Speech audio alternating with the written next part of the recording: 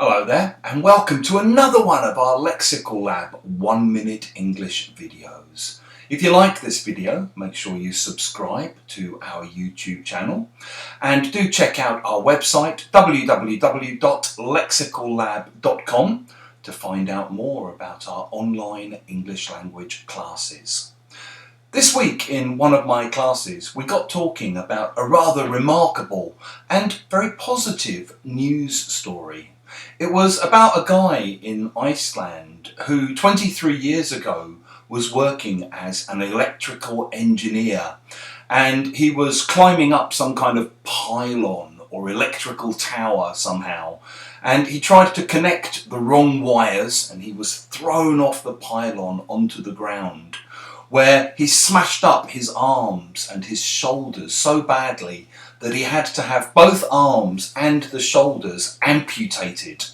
For the last 23 years he's somehow managed to get by, but now finally they've been able to give him the world's very first double arm and shoulder transplant, and he's now able to wave again, to hold a pen, to hug people, and so on. It was a remarkable story because I'm old enough to remember the UK's first successful heart transplant, which happened back in 1979. So it's only 42 years ago that they managed the first successful heart transplant. Now they can do face transplants, and finally they can do double arm and shoulder transplants, because the technology has come on in leaps and bounds.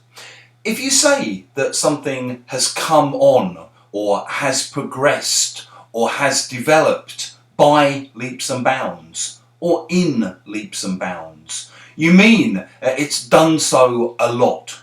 It's almost always used with the present perfect, and you might say things like, yeah, he's a very good tennis player. He's been working hard at his game and he's progressed in leaps and bounds. I've been really impressed with the effort you've put into learning language over the last few months, and I think your English has come on by leaps and bounds.